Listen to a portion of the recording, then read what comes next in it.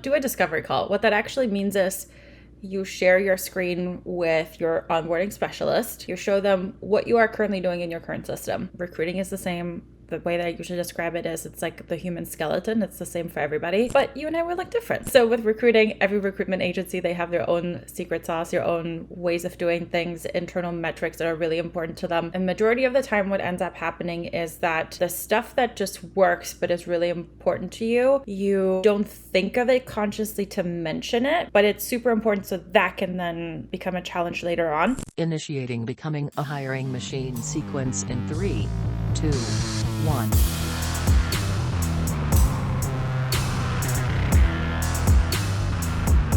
Viv, welcome back. Hello. Tactical Tuesday. Long time no see. I know.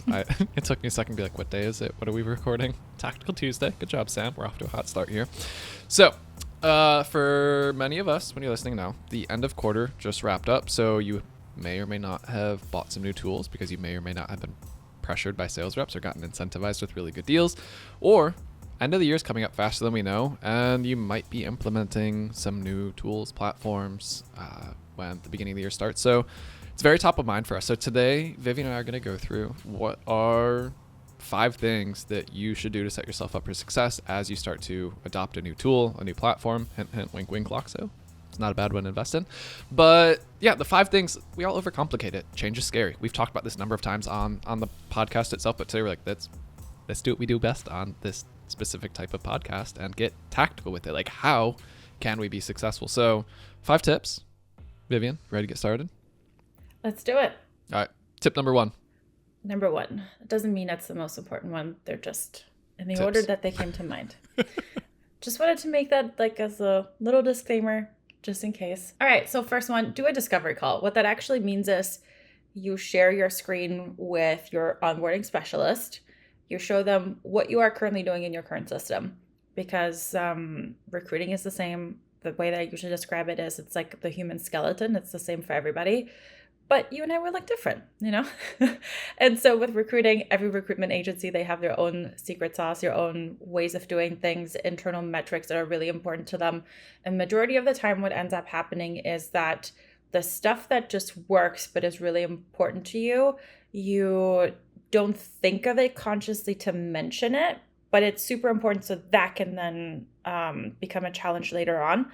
So you want to be very upfront with everything at the beginning. And an onboarding specialist is going to pick up on all the things that are important to you. It's going to start thinking about how to best implement it, how to best actually coach you so that those things that are important to you can actually be taken out of the system and things like that. So whenever I was doing onboarding calls, people never quite understood why I needed them to show me their current process because they were leaving all of this behind. And I'm like, but you're really not. And I'm going to remind you of this exact conversation a few weeks down the line when you asked me a question where exactly this was really important and I could have preempted it, and it's going to change how we actually do all of this. So it's really important that you just go ahead and share your screen and really just speed walk your onboarding specialist through. This is how I create a job. This is all the stuff that I enter. This is why I actually need this. I don't care about this. If I never needed to do this, that would be amazing. And just speed walk through it. Like, do you switch from your ATS to then go to a different site where you're sourcing candidates? Why are you not looking at your internal database?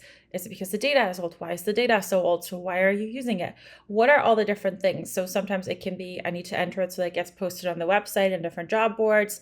That's the only reason why I do it. Everything else is on like these external platforms that we use. How's everything connected? How's data moving from your Franken stack, so to speak? How is it all flowing from one place to another? What's working really well? What's important? What's a non-negotiable? Just really walk through it. Mm-hmm. Yeah, I love that one. It's so important because again, it's, different systems might operate somewhat differently, but helping them understand what's important to you from a workflow standpoint, because it might be done differently. And this is something as a marketer, I'll go use a different tool to complete the same job to be done. I'll be like, oh, it doesn't do it. They're like, no, it does. It's in this setting over here, this portion of the product. Like, if you help them understand what's important to you, they can either recreate it or point you to it, set you up for success. So yeah, I like starting with that one. All right, what's number 2? Yeah. Data migration. Okay, so there's usually 2 camps. One camp, absolutely, if they're doing a data migration. Some people just skip it altogether. If you're doing a data migration, there's camp number one, data is everything, data is super, super important. In that case, I'm just going to go out and say it. If you need your data to be really good and things like that, please listen to what your new system requires of the previous system to make it successful. Don't try to jimmy rig the system through various exports and things like that. The way that databases work is incredibly intricate, and this is for any database that you work with on any of your tech stack. The way that everything is interconnected is so different. You need an actual official backup that your previous vendor gives you, because even though some things are separate, it will give the instructions of how to link everything together so that all the different data that is like separate talks in the new system, which is what is really important to you. You can extract all of the candidates and a separate list of jobs, but then how do we know how to put those two together? Which candidate goes into which job, So there's things that need to link up. So please don't skimp out on it. And then there's some that just don't care about it. If you really don't care about it, that's totally fine. You can do like a simple backup. But if you really, really care about the data, it's really important to you, make sure that you do it the proper way. Otherwise, if it's that important to you, spend the extra money on it. If not, go to option number 2. Yeah. And what I like to always say here is you're spending a resource on it regardless. Either it's your time, which is money, or money to save yourself the time. So figure out in the end, like, what's your time worth? Calculate it. If it's a few hours, probably pay whatever it is versus like, oh, I can do this myself. Meanwhile, a week goes by, 40 hours, and you're still not done because you went that route. So one of the ways I like to think about it is like, what's the trade-off? What's the better use of resources there? Yeah. And the other piece of the data migration portion is also there's going to be what I call like the data dark period. And it's you request the data from your previous ATS. As soon as you request it, operate under the assumption anything else that you enter into that old ATS after you have made that request is not going to be part of that. And so the time is kind of like ticking in terms of how big is that data gap going to be, which actually leads me into item number 3, and it's adoption. And so the best way to actually make this happen is to just have the team start using the system. So one customer, which was a brilliant idea, and I keep telling other customers to do it, and the ones that do it, they're actually incredibly successful with it, is have like a pizza party at the office on like a Friday afternoon. Get everybody together, show them the basics of the system, have them enter the jobs that they're currently working on or that they just started working on. It's going to teach them how to set up the job. They're not in a rush. There's not like, oh my gosh, I need to get this done. I have all of these candidates and submittals I need to do. They have the time to do it slowly at their own pace. It's going to turn into a boring, repetitive task, but that's the only way to really learn something. When you studied in school, you didn't just read something once and you knew it, unless you have a crazy brain memory like that. Some of us do, some of us don't.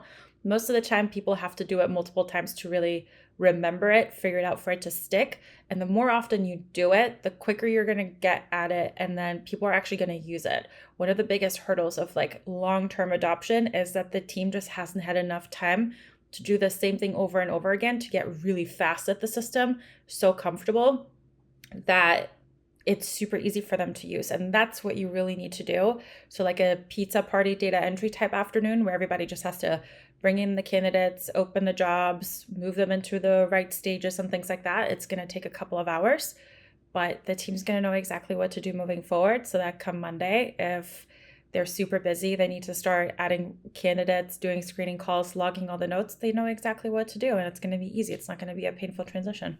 Mm-hmm. And who doesn't love a pizza party? Who doesn't love a pizza party? I also like that the learning curve is done together there. So that way, like, as one question comes up, other people are probably going to have it. And then you have this groupthink isn't the right word, but everyone's working towards the same problem. So you can bounce ideas off one on what is the best possible way to solve this instead of me just thinking about it or you just thinking about it. Like we've got 5, 10, 20 of us working towards the same thing. And everyone's very much stuck at the same thing and wants to solve it versus like, oh, I really don't want to bother Vivien with this right now when it's 1-2 weeks later. So another huge advantage there is just like everyone's learning together. There's no pressure. Everyone wants to be successful with it. And because everybody's doing it, and everybody is just starting to do it, nobody is afraid of asking so dumb questions. But the same question of like, how do I add a candidate's resume 2 weeks after everybody's supposed to be using it, you're asking that you don't want to ask it. And those are those silent killers that then sneak in where people are like, I really don't want to ask this question because I really should know it 2 weeks in. And maybe they should, and they just didn't, whatever it might be. It's a question that they should be comfortable asking, but it makes sense why they don't. And so having this little like group session just makes sure that everybody is fine. Everybody asks the dumb questions up front when they're not dumb yet. And they just get it out of the way. And then because of that, they will also know who picks up on it quickly, who can I ask behind the scenes without being judged that I asked a stupid question, quote unquote. So yeah. Like it. Number 4. Your attitude is everything. And it really is, because if the main person driving this is not happy about it, they're not a champion about it, they're openly complaining in front of the team, or they're visibly frustrated about things, that's not going to inspire a whole lot of confidence. So setting the tone with your attitude is really important. So always identifying the champion, but also making sure that you're staying on top of things. So onboarding specialist, yes, they're supposed to help you get through it. They will do their best to schedule everything and give you the heads up about everything that is coming, anything that they need ahead of the next call, what to expect out of the next call, and things like that. But this is also, you get all of the resources and tools to make it successful, but it's ultimately up to you to make it successful. And so there's only so much that I can force another customer's team to do. I can give them all the resources. Ultimately, there needs to be multiple internal champions that are really like the go-to people as like a resource when somebody feels like, oh, this might be a dumb question, I don't want to ask it in front of everybody. Can I just go to this person? But also making sure that there's somebody that is super excited about this feature and wants to show it during like a weekly team meeting, that is like, hey, I found this really cool feature. This is like a really neat thing. If you click here, you can do this. And then everybody's like, oh, that's so cool. You just need a couple of people that are those like planting the happy seeds, that this is exciting, that this is good, and really focusing on the positives, but also know how to help with like challenges, are really patient with change management, because some people are quick adopters with technology. Other people, they get a MacBook after they've had a Windows computer and they struggle with closing windows in the left corner instead of the right corner, and it's the end of the world. There's different camps. You just got to account for everything. You have to have some positive, bubbly, squeaky wheel type champions. Yeah. So find and enable those people, and especially always aim for at least 2, because someone leave the organization or anything. There's a day where someone's sick. One of the worst things that you can do is have one expert in a product, and then what happens if they go away? No one really knows what to happen, what to do. So the more people that you have doing that, and when you can identify who are those people who are the early adopters, who like tech, who like change, enable them to do that, and then give them the opportunity, the platform to share with the team. Exactly. And it can be as simple as you see that a random person that you didn't expect to be so excited about the product, they find all of the cool little hidden features, empower them to share those, to become known as the internal resource that is really happy. It doesn't have to be somebody who's a leader or anything like that. It can just be somebody who's actually in the weeds, who is really passionate about this, just really naturally took onto this, has like a natural affinity with that kind of product. It just, they vibe. Then take advantage of that. Let them kind of like take lead on that one, just as an internal unofficial resource. And this leads us to number 5. Timeline. This largely depends on customers. I know they don't want to hear it, but in terms of timeline, usually you can get up and running with everything, usually within about a month, unless there's some delays due to out of office, or the customer kind of wants to steer and ask very specific questions, as opposed to trusting the journey to get onboarded properly and successfully. We have onboarded so many customers. We've seen what works, we've seen what doesn't. So trust the process, trust the timeline, and there will always be like a Q&A at the end of it. But if you start kind of like derailing things, it will just cause delays and things like that. But really, 4 weeks from you sign up to you can be in the system. That does not include the data migration. There are some systems that need a month to even have the backup ready. Then the data migration, depending on the size, it can take anywhere from like 2 to 6, 8 weeks, depending on what system you're coming from.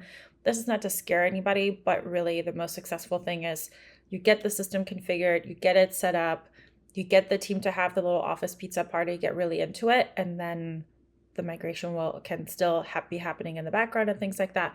But from start to finish, you should be fully onboarded with everything, and everybody feeling comfortable within 90 days. But the team can go live within a month usually. Yeah.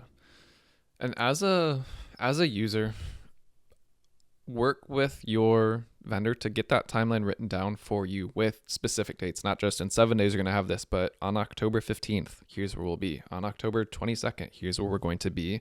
And understand those are initial posts for if everything goes to plan. So that way you can find out like, okay, hey, we're behind. What stage are we at? What's the holdup? Is it something to do with the data? Is it simply just a learning curve? Hey, we haven't scheduled the kickoff call with the team because Jenny couldn't make it. We wanted to make sure that she could be there. But the more that you can detail out front, the more it's going to make it easy to get back on track with anything, to figure out what's going on where. But just to keep you in alignment with the organization or the tool that you're bringing on also as well. So yeah, I think it's an overrated one there. Yeah, and usually underrated. Sorry. Like an onboarding specialist is going to give you some kind of like agenda, to-do list over the next couple of weeks, what's happening, some kind of mutual action plan. And usually the best thing to do is on the kickoff call, just schedule a weekly reoccurring call so that you at least have a weekly touch point to keep things moving. If you need to skip it or something like that, you totally can. But trying to schedule something week over week over week and like looking at calendars and is everybody right, it's going to cause some issues. But if you already found that time for the initial kickoff, I usually just make that one the reoccurring one through to get us through onboarding. If we need to move things, if we need to add a second session that same week or something like that, always more than happy to speed things up depending on availability and things like that. But generally speaking, try to get everything done on the kickoff call, know what you need to expect, and usually onboarding specialists will cover all of this and give you some kind of action plan. Yeah, I love it. So 5 tips to implementation, migration, onboarding success. Appreciate you, Vivien. This was a good one, a timely one. So hope this helps all of our listeners as well. So until next time, bye all.